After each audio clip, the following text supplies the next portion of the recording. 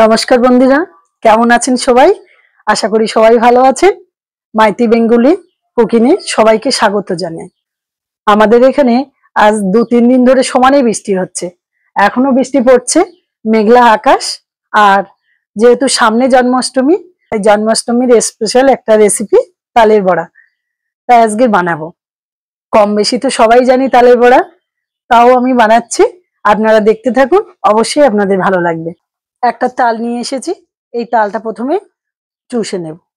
আমি তালটা ছাড়িয়ে নিই, তালটা ছাড়িয়ে নিয়ে এর থেকে তালের কাঁচ বের করে নেব। তালটা বেশ বড় আছে, অনেকটাই কাঁচ বেরোবে। সাধারণত তালের তো 3টেই আঁটি হয়, এখানে 3টেই আঁটি হয়েছে। আমি এই তালগুলোকে প্রথমে একটু জল দিয়ে নরম করে নেব। এরকম হাত দিয়ে জল দেব, জল দিয়ে একটু নরম করে নেব। এখন জল দিয়ে চটকে নিলে, নরম করে নিলে তালের কাঁচটা বের করতে সুবিধা হয়। আমি এবার তালের কাঁচটা বের করে নেব। আমি এরকম একটা ঝাড়ি নিয়েছি, দেখুন তারের। এটাই করলে আমি কাঁচটা বের করলে একেবারে আমার ছেঁকেই বেরোবে। তারের গায়ে যে চচগুলো থাকে সেগুলো আর বাড়তি আর ছেঁকতে হবে না। আমি এটাই করে এই চুপিটা করে একেবারে আমি বের করে নেব। কত সুন্দর ভাবে বেরোচ্ছে। এইভাবে আমি 3টে আঁটি দিয়ে গাছ থেকে আমি কাঁচ বের করে নেব। দেখুন বন্ধুরা, আমার কতটা তালের কাঁচ বেরিয়েছে। আমি এর ভিতরে এবারে একে একে এক একটা করে উপকরণ দিয়ে আমি এটাকে মাখিয়ে নেব। প্রথমে দেব ময়দা। আমার পরিমাণ মতন আমি ময়দা দিয়েছি। এবার দেব চালের গুঁড়ো, এটা আতপ চালের গুঁড়ো। এবার দেব সুজি। এবার দেব চিনি। এবার দেব সামান্য নারকেল কোড়া। আমি 1/2 একটা নারকেলের হাফ নারকেল কোড়া দিয়েছি। এই তালের বড়ার স্বাদটা আরো সুন্দর হওয়ার জন্য এতে দিয়ে দিচ্ছি আমি দুধ, আমুল দুধ, শুকনো আমুল দুধ দিয়ে দিচ্ছি। আমি এটা জল দিয়ে গুলিয়ে দিইনি, আমি এটা শুকনো দুধ দিচ্ছি। আর তালের বড়াটা স্বাদটা ভালো হওয়ার জন্য দিয়ে দিচ্ছি কালো জিরে। এবং নরম হবে খেতে, তাই দিয়ে দিচ্ছি একটা কলা। আমি কলাটা এবারে এর সাথে মাখিয়ে নেব। আমি সব উপকরণ আস্তে আস্তে করে মাখিয়ে নিচ্ছি। তালের বড়াটা যেহেতু মিষ্টি, আর স্বাদের ব্যালেন্সটা ঠিক রাখার জন্য এখানে দিয়ে দেবো লবণ। পায়েস, পিঠে, এরকম তালের বড়াতে একটু মিষ্টি লাগে তো কি হয়েছে, তালের বড়াতে সামান্য একটু লবণ দিলে টেস্টটা একটু ভালো হয়। এইভাবে মাখিয়ে নিয়েছি। আশা করি মাখানোটা দেখে বুঝতে পারছেন ব্যাটারটা কেমন হয়েছে। এবার আমি কড়াটা বসিয়ে দেবো। কড়া বসিয়ে দিয়ে গরম করে তেল দিয়ে দেবো। কড়াইতে তেল বসিয়ে দিয়েছি। সঠিকভাবে গরম হয়েছে কিনা বুঝবো কি করে, তার উপরে তেলের উপরে আমি একটু কেটে দিচ্ছি। এরকম তেলের উপরে ভেসে উঠলে তখন ভাবতে হবে, এবার দিয়ে দিলে বড়াটা ঠিকঠাক হয়ে যাবে।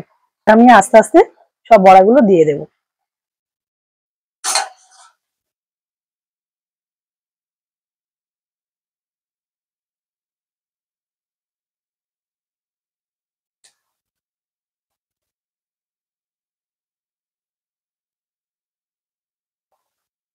আগে আগে আমার ঠাম্মা এরকম বড়া ছেড়ে দিত, আর আমার ঠাম্মা পাশ থেকে বসে বসে তুলে নিত। সব বড়াগুলো আমার তেলের উপরে ভেসে উঠেছে। এইবারে একটু আস্তে আস্তে করে নাড়বো, নেড়ে নেড়ে সব পিঠগুলো একটু সামান্য লালচে ভাব আসলে তারপরেই তুলে নেব। আমার এই বড়াগুলো সব পিঠ সমানভাবে ভাজা হয়ে গেছে। আমি এবারে তুলে নেব। একটা কাগজ পেতে দিয়েছি, কাগজের উপরে আমি তুলে নেব। একই রকম ভাবে আবার আমি ছেড়ে দেব।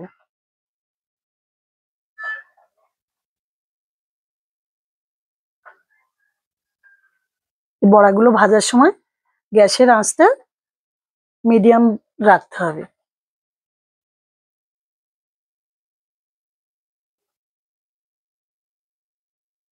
বেশি কড়া করে ভাজলে এগুলো খুব শক্ত হয়ে যায়। একটু হালকা করে ভাজতে হবে, কিন্তু খুব হালকা না, আবার ভিতরে নরম থেকে যাবে। আবারও ভাজা হয়ে গেছে, আমি এবারে তুলে নেব।